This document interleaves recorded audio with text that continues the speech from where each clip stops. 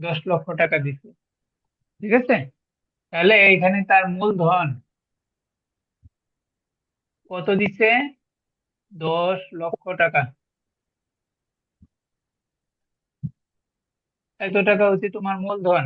এই টাকাটা পেনশন দিছে, পেনশন মানে পেনশন দিছে, তাহলে এই টাকাটা কি তার কাছে দিছে, মানে কি তার কাছে এটা মূলধন না মিস্টার রহমানের কাছে?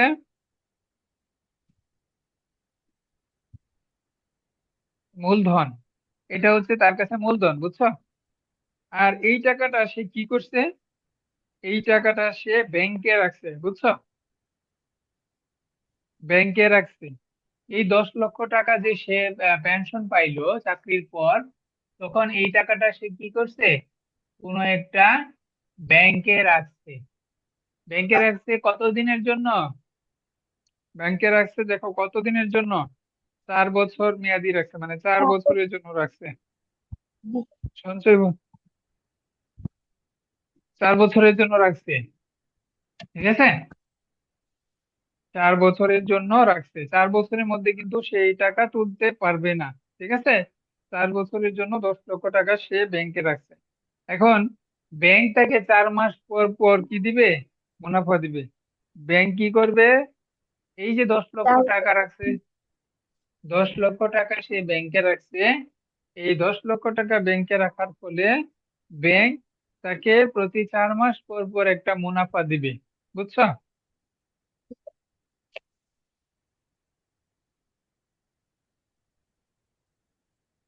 আচ্ছা আচ্ছা, এখানে হ্যাঁ, এখানে দেখো 4 বছর মেয়াদি, মানে 4 বছরের জন্য রাখছে, বুঝছো?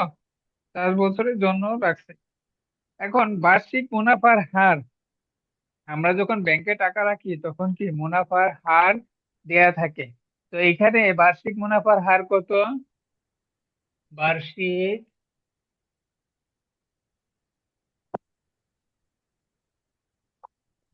বার্ষিক মুনাফার হার কত টাকা? 8.5%। 8.5%। মানে এই টাকাটা, তোমরা কি এটা পিএনআর ধরে কখন অঙ্ক করছো? পিএনআর এইভাবে? করেছি। হ্যাঁ, করেছো? হ্যাঁ, করেছি। তাহলে আমরা সূত্রের মতো লিখে ফেলি, যেহেতু সূত্রটা জানো, মূলধন হচ্ছে আই, মূলধনকে আই বলা হয়, আর মুনাফার হারকে কি বলা হয়? আর। মুনাফার হারকে আর বলা হয়। তাহলে 8.5%, এটাকে আমরা দশমিকেও লিখতে পারি, 8.5% লিখতে পারি না? পারি। তাহলে দেখো এখানে সময় কতদিন, এখানে 2 বছর 8 মাস পর সে কত টাকা মুনাফা পাবে? 2 বছর, 2 বছর 8 মাস পর মোট কত টাকা মুনাফা পাবে? তাহলে সময় কতদিন? সময় হচ্ছে তোমার, সময় স্যার, সময় হ্যাঁ বলো। এই মূলধন তো আই না, মূলধন পি হবে না? ও হ্যাঁ, প্রিন্সিপাল। মূলধন, মূলধন পি, হ্যাঁ হ্যাঁ ঠিক আছে। মূলধন হচ্ছে পি, মূলধন হচ্ছে পি। আর সময়কে আমরা এন দিয়ে লিখি। এখানে সময় কতদিন? 2 বছর 8 মাস। 2 বছর 8 মাস। 2 বছর 8 মাসকে কি লেখা যায়? এটাকে সম্পূর্ণটাকে বছর বানায় ফেলো, বছর বানাইলে কত হয়? 2 বছর আর 8 মাসকে বছর বানাইলে কি করতে হবে? 12 দিয়ে ভাগ করতে হবে না? আচ্ছা, ভাগ করো। কত হয়? 4 2 8, 3 4 12। তাহলে কত আসে? কত আসে?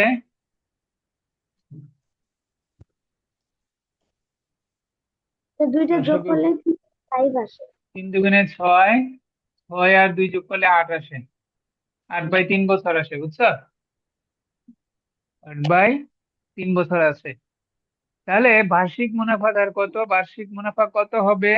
বার্ষিক মুনাফা, এখন এখানে কিন্তু আমরা মোট মুনাফা বের করব না, বার্ষিক মুনাফা বের করব। কারণ হচ্ছে তোমার এইখানে সরকার কি করে?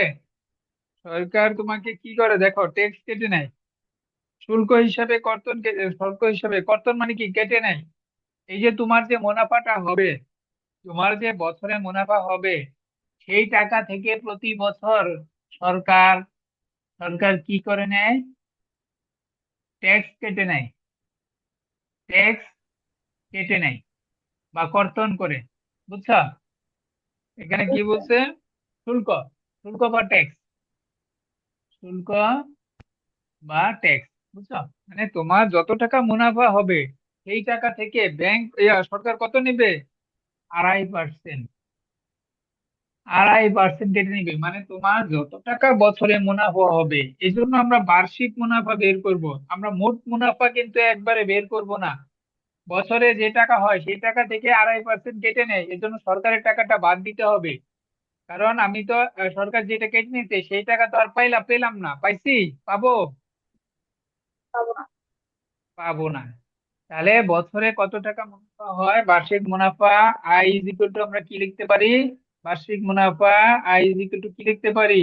পি এন আর। পি কত? 10 লক্ষ। একক, দশক, শতক, হাজার, অযুত, লক্ষ। 10 লক্ষ গুণ হচ্ছে এন কত? 1 বছর। যেহেতু বার্ষিক মুনাফা, বার্ষিক মানে কি 1 বছর না? তাহলে এন এর মান হবে 1 বছর। বুঝছো? যেহেতু বার্ষিক মুনাফা, সুতরাং এন ইজ ইকুয়াল টু হবে 1 বছর। আর কত হবে? আর হবে তোমার, দেখো কত দেওয়া আছে, আর 8.5%। বা আমরা লিখতে পারি, আচ্ছা 8.5 লিখলাম। এখন গুণ করো, গুণ করলে বছরে কত টাকা মুনাফা হয় সেটা চলে আসবে। গুণ করো, ক্যালকুলেটরে করো তো।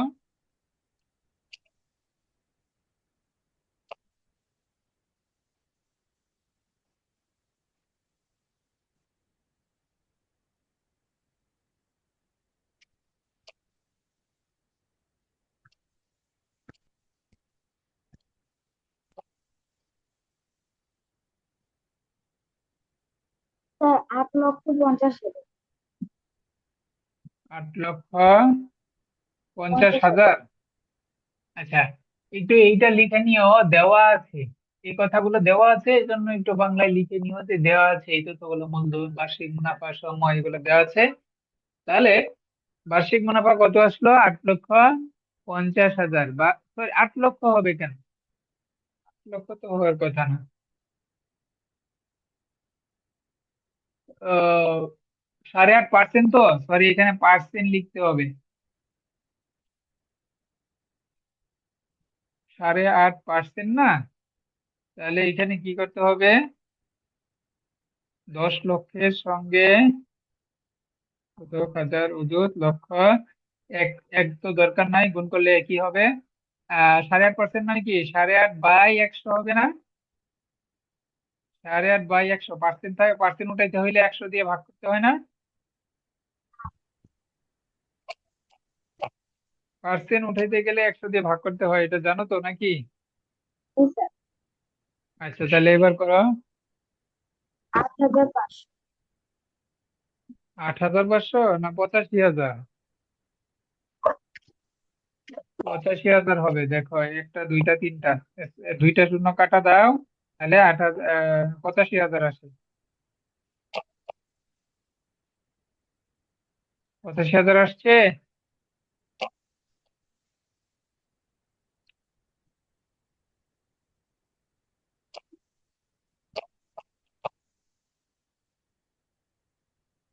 দেখো আসছে কিনা। শতক, হাজার, অযুত, লক্ষ গুণ হচ্ছে 8.5।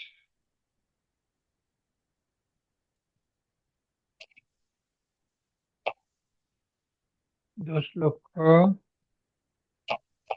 দশক, শতক, হাজার, অযুত, লক্ষ জি গুণ স্যার, কত? হচ্ছে 8.5/100। হ্যাঁ, 85,000 আসবে। হ্যাঁ, 85,000 আসবে।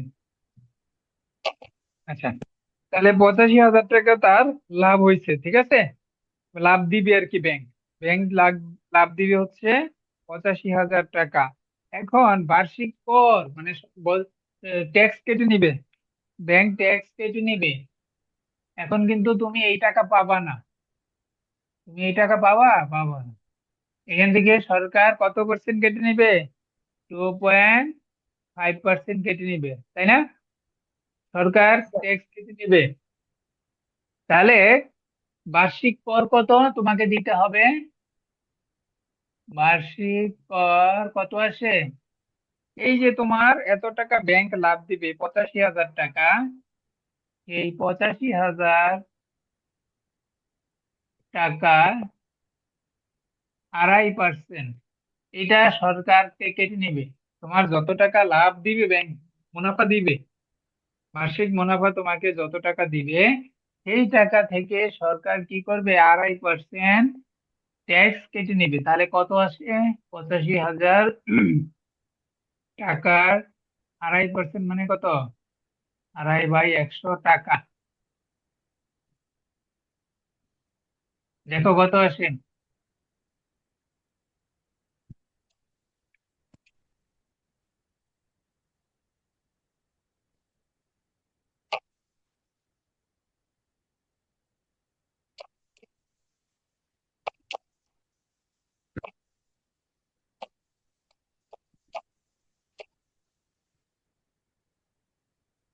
2125।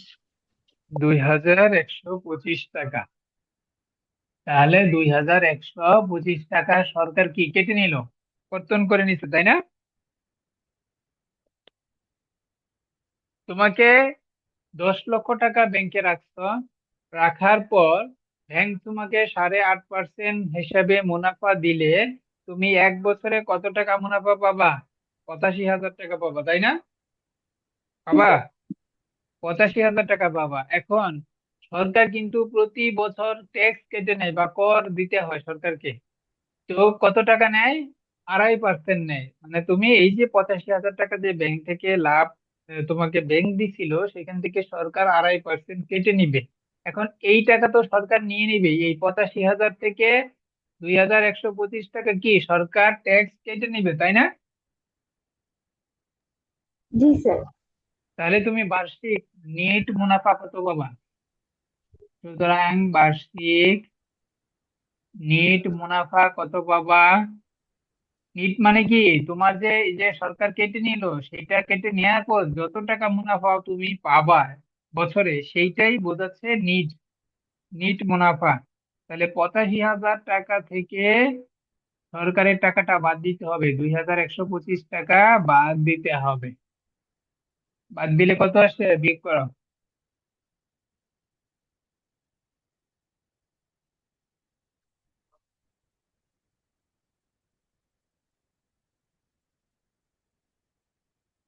বিরাশি হাজার কত আসে? 82,875। 875 টাকা। 875 টাকা বার্ষিক মুনাফা। বার্ষিক মানে কি, 1 বছরে তুমি সরকার যে মানে ট্যাক্স নেয়ার পর তুমি এই টাকাটা তুমি তোমার হাতে পাবা, এই টাকাটা তুমি তোমার হাতে পাবা। বাকি টাকা কিন্তু হাতে পাবা না। এই যে 2,125 টাকা, এটা সরকার ট্যাক্স কেটে নিবে, এটা নেয়ার পর তুমি এই টাকাটা পাবা, বুঝছো? তাহলে তুমি টাকা এই টাকাটা পাবা 1 বছরে। এখন তোমাকে প্রশ্নে বলছে যে 2 বছর 8 মাস পর তুমি মোট কত টাকা মুনাফা পাবা। 2 বছর 8 মাস পর মোট কত টাকা মুনাফা পাবে, তাহলে লিখবা, সুতরাং 2 বছর 8 মাস, এটা তো 1 বছরে পাও 82,875 টাকা। সুতরাং 2 বছর 8 মাসে কত পাবা? 8 মাস পর, 2 বছর 8 মাস পর মোট, স্যার গুণ হবে। মোট নেট মুনাফা কত পাবা? মোট নেট মুনাফা পাবা হচ্ছে 82,875-এর সঙ্গে, এটা তো 1 বছরে পাবে তো টাকা, সুতরাং 2 বছর 8 মাস সমান কত বের করছিলাম? 8/3 বছর না? জি স্যার। তাহলে লিখবা 8/3 টাকা। ঠিক আছে, গুণ করো।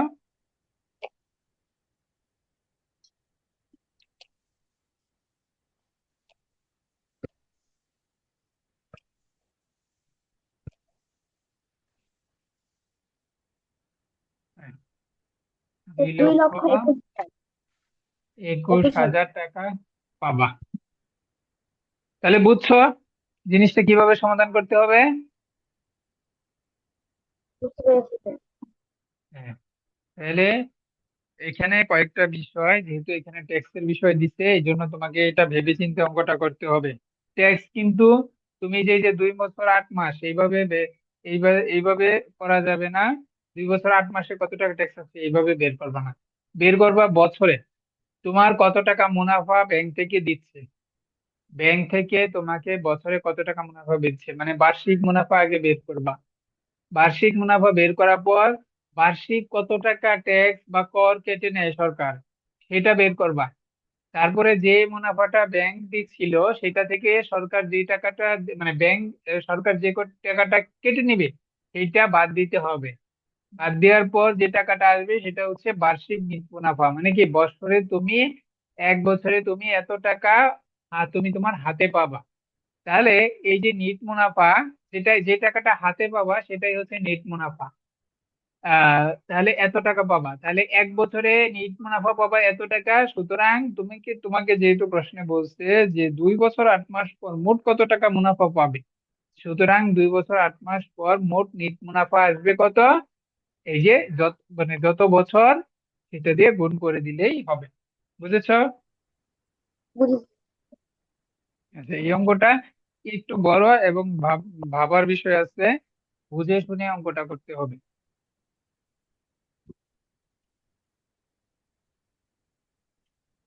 তুলছো? সম্পূর্ণ খাতায় তুলে ফেলো। জি স্যার, তুলে ফেলেছি। আচ্ছা, এরপরে 56 নম্বর অঙ্কটা পারতেছিল না। আচ্ছা, দেখো একটি ব্যাংক আসলের উপর 8.8 4/1% মুনাফা দেয়। মুনাফার হারকে অনুপাত ও দশমিক ভগ্নাংশে প্রকাশ করতে বলছে। তাহলে মুনাফার হারকে অনুপাতে প্রকাশ, এটা তো খুবই সহজ, খুবই সহজ।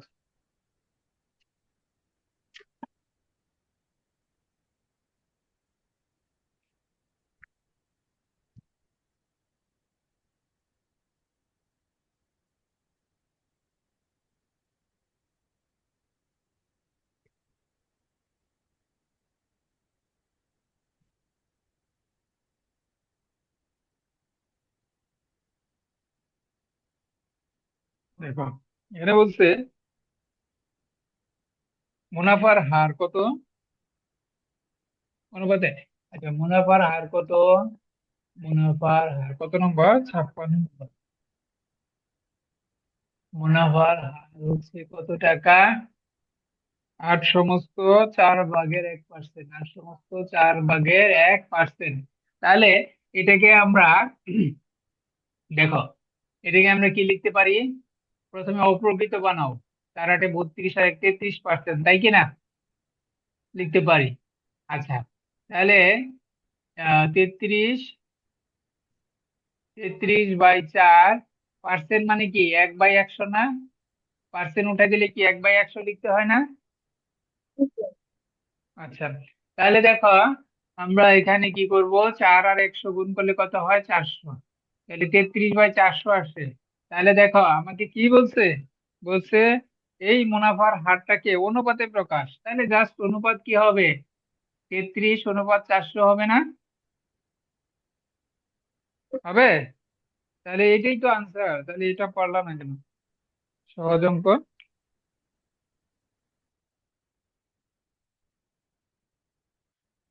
আর এটাকে এটা কি কি বলছে, 6 নম্বরে, 2 নম্বরে বলছে দশমিক ভগ্নাংশে প্রকাশ করো মুনাফার হার টাকায়। তাহলে আমরা এই লাইন পর্যন্ত আবার লিখবো, এই লাইন পর্যন্ত আবার লিখবা। লিখার পর তারপর কি করবা, তুমি কিন্তু আবার লিখবা, আমি এখানেই করতেছি, তুমি এখানেই করবা না, বুঝছো? তুমি এই লাইন পর্যন্ত আবার লিখবা, ডান পাশে বা নিচে নিচে নিচে নিচে আবার লিখবা। লেখার পর এই লাইনের পরে কি লিখবা, 33কে 400 দিয়ে ভাগ করো, তাহলেই তো আনসার চলে আসে। কত আসে, 33/400 আসছে। হ্যাঁ, 0.0825, 0.0825। বুঝেছো? তাহলে তোমাকে এরকম যেটা বলবে সেইভাবে আনসার করতে হবে। তোমাকে বলছে যে মুনাফার হারকে অনুপাত, তাহলে মুনাফার হারকে অনুপাত বানাবা এইভাবে। তারপর আবার বলছে দশমিক, মুনাফার হারকে আবার দশমিক ভগ্নাংশে প্রকাশ করো, তাহলে মুনাফার হার সমান সমান নিচে নিচে লিখবা, এই পর্যন্ত লিখবা। লিখার পর এই লাইনের পরে এইটা লিখবা, 33কে 400 দিয়ে ভাগ করলেই দশমিক ভগ্নাংশ চলে আসছে, আসছে না? Yes sir.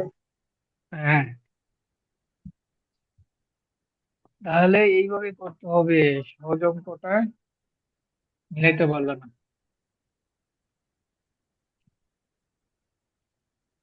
আচ্ছা, এরপরে যাও। এরপরে 2.3-এর 2.3-এর ফাইলটা বের করো। 2.3। 2.3-এর পিডিএফ যেটা দিছিলাম সেটা বের করো।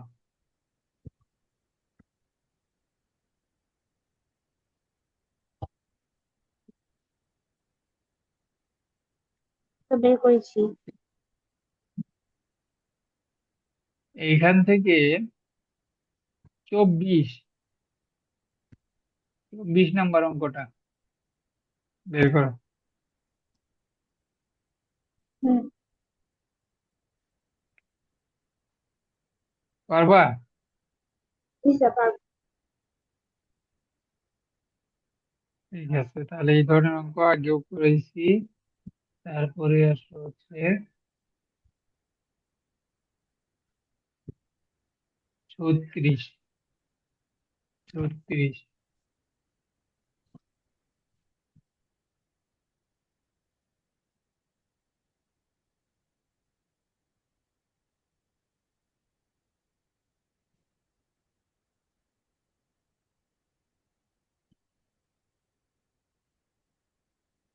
36 পারবা? তো 10 টাকায় 10টি ও 8টি দরের সমান সংখ্যক লিখুন।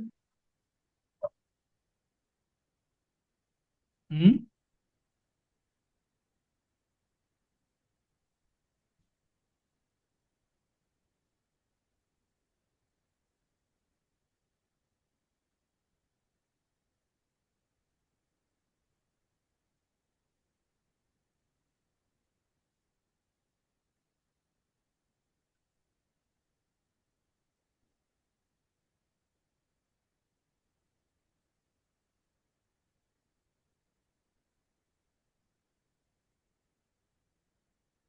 বলো।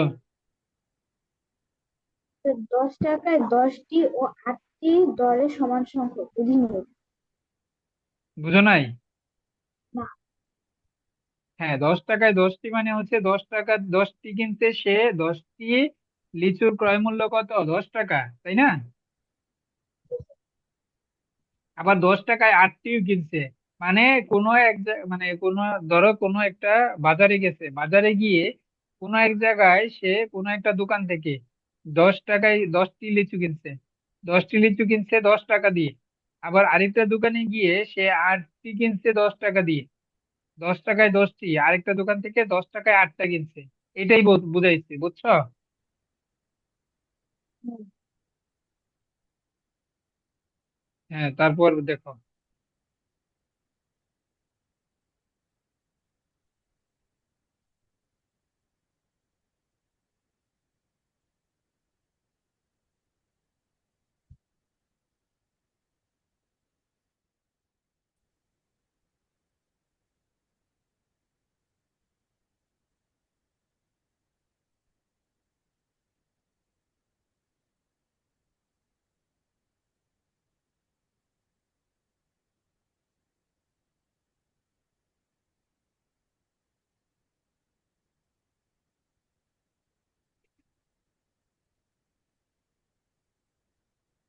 তো এটা পারবো না, এটা কি করে?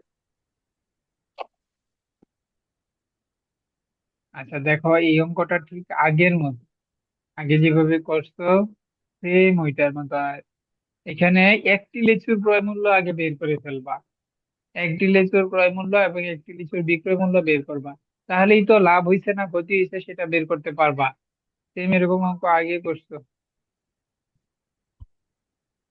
তাহলে যেটা করবা, প্রথমেই একটি লিচুর ক্রয় মূল্য বের করে ফেলো।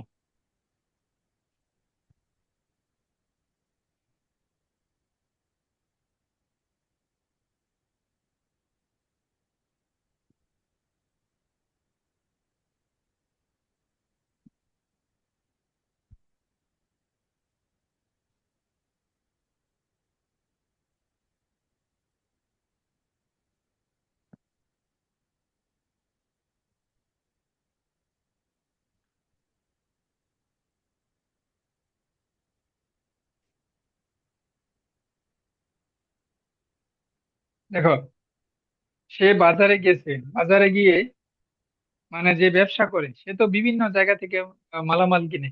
যেমন ধরো একজনের কথা বলছে, যিনি 10 টাকা দিয়ে 10টি লিচু কিনছে কোনো একটা জায়গার দোকান থেকে, আরেকটা দোকান থেকে 10 টাকা দিয়ে 8টি লিচু কিনছে। হ্যাঁ, সমান সংখ্যক লিচু ক্রয় করে, 8টি ধরে সমান সংখ্যক লিচু ক্রয় করে। ঠিক আছে, 10 টাকায়। এরপর সে কেনার পর সে তো আবার বিক্রি করবে, দোকানদার কি আবার বিক্রি করবে না? দোকানদার আবার বিক্রি করবে। তাহলে এই যে সে 10 টাকায় 9টি ধরে বিক্রি করছে, তাহলে ওইখান থেকে কি আমরা একটি লিচুর বিক্রয় মূল্য বের করব, আবার যত দিয়ে কিনছে সেগুলা যোগ করে একটি লিচুর ক্রয় মূল্য কত আসে সেটা বের করব। তখন একটি লিচুর ক্রয় মূল্য কত, একটি লিচুর বিক্রয় মূল্য কত, সেইখান থেকে আমরা জানতে পারবো যে তার লাভ হয়েছে না ক্ষতি হয়েছে, তাই না?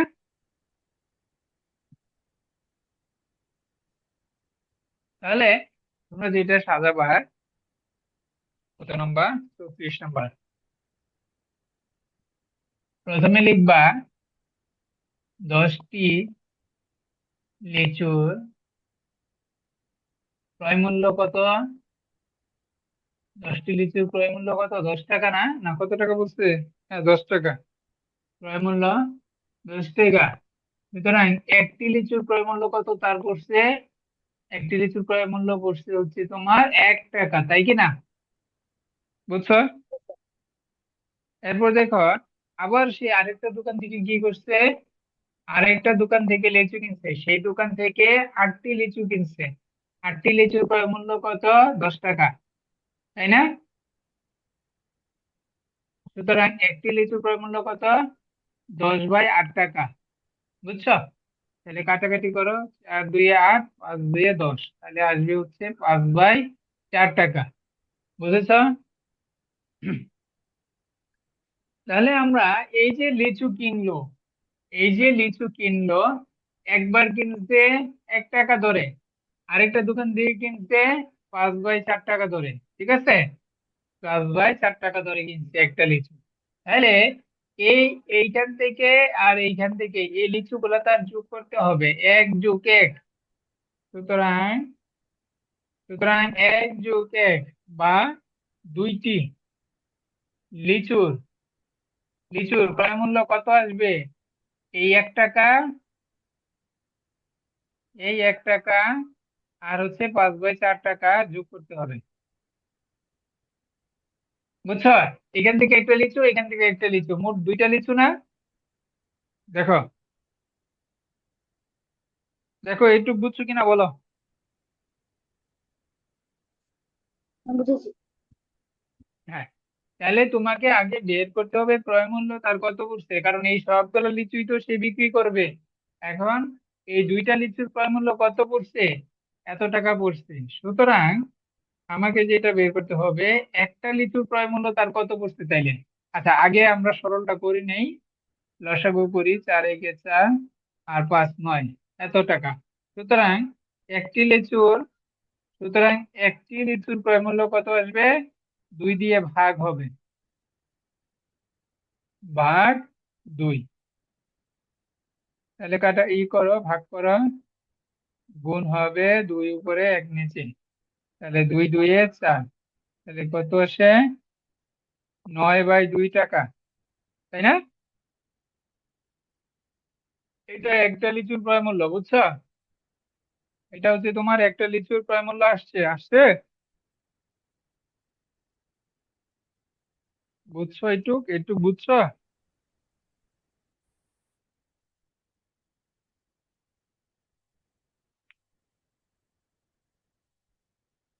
আদিবা, বুঝা গেছে?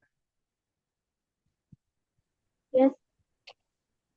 আচ্ছা, এবার সে কিনে আনলো, এবার সে মালামাল কিনে আনছে, বিক্রি করবে। এখন সে কি করবে, এই মালামাল গুলা বিক্রি করবে। তাহলে এখন সে এই যতগুলা লিচু কিনে আনছিল এখন সে বিক্রি শুরু করবে। তাহলে কত করে বিক্রি করছে, বিক্রি করছে হচ্ছে 10 টাকায় 9টি বিক্রি করছে, 10 টাকায় 9টি লিচু বিক্রি করছে। তাহলে আমরা বলতে পারি না 9টি লেবুর বিক্রয় মূল্য, 9টি লেবুর, সরি লেবু বলি লিচু, 9টি লিচুর বিক্রয় মূল্য কত হবে? 10 টাকা, তাই না? সুতরাং একটি লিচুর বিক্রয় মূল্য কত? 10/9 টাকা। দেখো এখন আমরা কিন্তু একটি লিচুর ক্রয় মূল্য কত, একটি লিচুর ক্রয় মূল্য পেয়ে গেছি, একটি লিচুর আহ বিক্রয় মূল্য পেয়ে গেছি। 10/9 টাকা পেয়ে গেছি না? পেয়ে গেছি। বলো, একটি লিচু কত করে কিনে আনছে, তার কেনা পড়ছে একটা লিচুর দাম কত, আর একটা লিচু সে কত করে বিক্রি করতেছে, পেয়ে গেছি না? জি স্যার। তাহলে আমরা এখন এখান থেকে বলতে পারবো না তার লাভ হয়েছে না ক্ষতি হয়েছে? বলতে পারবো, সে যেহেতু আমাকে বলছে শতকরা কত লাভ বা ক্ষতি।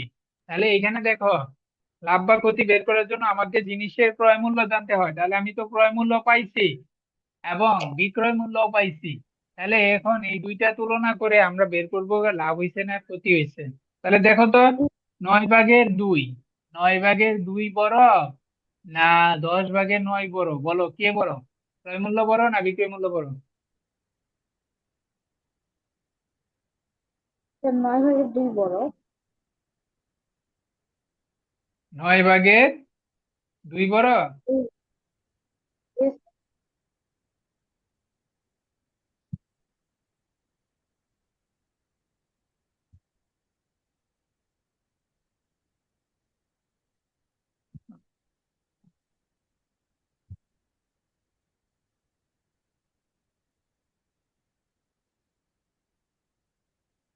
আচ্ছা, দুইটা, দুইটা 9/4, 9/4 ভাগ 2। আচ্ছা, এখানে ভাগটা একটু ইয়া হয়েছে, দেখো ভাগ এখানে, ও ভাগ এখানে দেখো, এই ভাগে অঙ্কে অঙ্কে একটু ভুল হয়েছে, এটা দেখো নাই? দেখো, 9/4, 9/4 এটাকে ভাগ করলে ভাগ আছে এখানে, গুণ ভাগ মানে কি নিচে এক আছে, 2 শুধু ভাগ 2 মানে কি নিচে এক আছে না? এটা তো খেয়াল করো নাই। দেখো, আমিও খেয়াল করি নাই, তুমিও খেয়াল করো নাই। দেখো এখানে আহ, শুধু ভাগ 2 মানে কি, এই গুণটা এটা একটু আসলে ভুল হয়েছে এখানে জায়গায়। এটা হচ্ছে 9/4 ভাগ 2 মানে কি, ভাগ 2 মানে কি 2/1 না? দেখো, বুঝছো? হ্যাঁ। আচ্ছা, এখন কাটে কি করো, এখন এই পাশে করি, জায়গা যেহেতু না এই পাশে করি। 9/4, তাহলে গুণ করলে কি হয়, 2 নিচে আসবে উপরে 1 যাবে, তাহলে দেখো 4 2 8, উপরে 9, তাই কি না?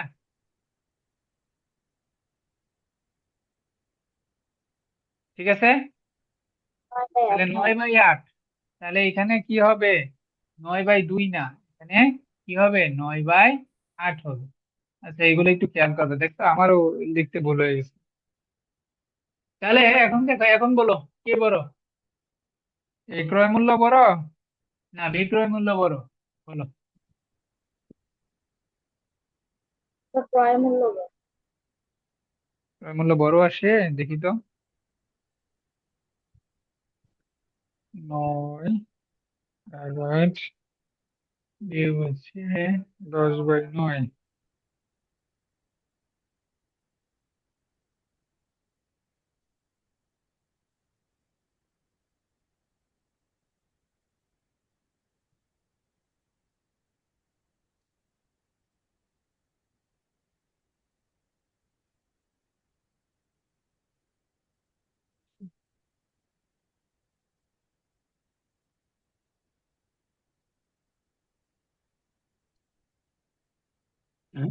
এক যোগ এক দুই, দুইটির 5/4 এক, আর একটি দুইটি, তাহলে একটির জন্য আসবে ভাগ 2, 2 গুণ, হ্যাঁ 8/9/8, ঠিক আছে, 9/8। আর ওখানে আসে কত, দুইটি লিচুর, একটি লিচুর বিক্রয় মূল্য এত। আচ্ছা দেখি তো আমাদের 9/8, 9/8 বিয়োগ হচ্ছে 10 নয়, নয়।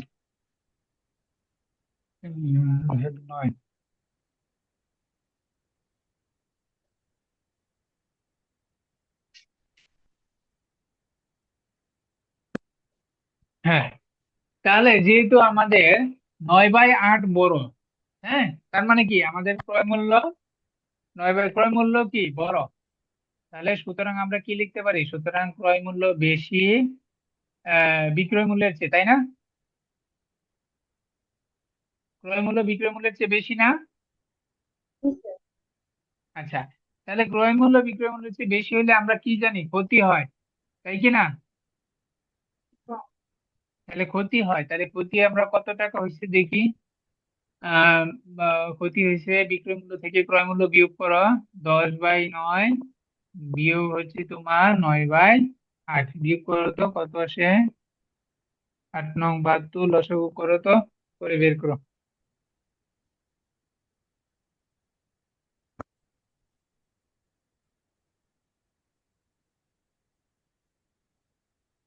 কত আসে, 80। স্যার সরি, 9, 9, আট 9 নং 72, 8×280, 9 আর 9×9 = 81। হ্যাঁ, এটা কি হলো, মাইনাস। মাইনাস আসে কেন? 80 থেকে 81 বাদ দিলে তো মাইনাস একটা। এই তাহলে ক্রয় মূল্য বড় নাকি? 8×9 = 8, আর এখানে 9 আছে, 9/8।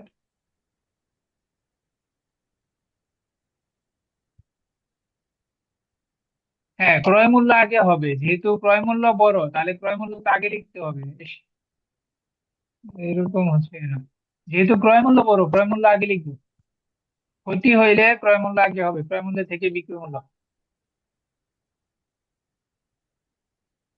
দেখো, তাহলে 8×9 = 72, 72 থেকে, আচ্ছা, ক্ষতি হইলে ক্রয় মূল্য থেকে বিক্রয় মূল্য বিয়োগ করতে হয়, ঠিক আছে? বুঝেছ?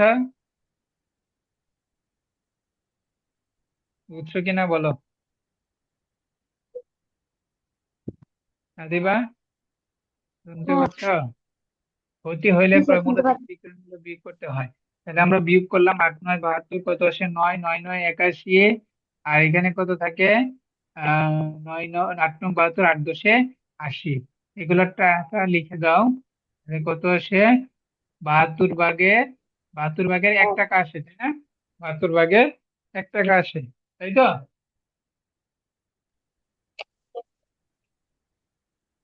আচ্ছা, এখন দেখো, আমরা ক্রয় মূল্য বিক্রয় মূল্য জানি এবং ক্ষতি কত, কয় টাকা হয়েছে সেটাও জানি, ক্ষতি কয় টাকা হয়েছে সেটাও জানি, তাহলে আমরা ইজিলি শতকরা বের করব, শতকরা কত টাকা লাভ বা ক্ষতি হয়েছে সেটা বের করব। তাহলে প্রথমে লিখবা, ক্রয় মূল্য কত ছিল আমাদের জিনিসের, জিনিসের ক্রয় মূল্য কত ছিল, একটা জিনিসের ক্রয় মূল্য হচ্ছে তোমার 9/8 টাকা, তাহলে সুতরাং 9/8 টাকায় ক্ষতি হয়েছে কত টাকায়, ক্ষতি হয় কত টাকায়, ক্ষতি হচ্ছে 1/72 টাকা। সুতরাং 1 টাকায় কত টাকা ক্ষতি হয়েছে, 1/72 ভাগ হবে তোমার 9/8 টাকা, ঠিক আছে? তাহলে এখানে ই করো, ভাগের কাজটা শেষ করো আগে, 9, হ্যাঁ, তাহলে এত টাকা সমান সমান আছে 8×9 = 72, 1/81 টাকা, ঠিক আছে? সুতরাং 100 টাকায় কত টাকা ক্ষতি হয়েছে, 100 টাকায় কত টাকা ক্ষতি হয়েছে, 1/81 গুণ হচ্ছে তোমার 100 টাকা। তাহলে এবার করো গুণ করে,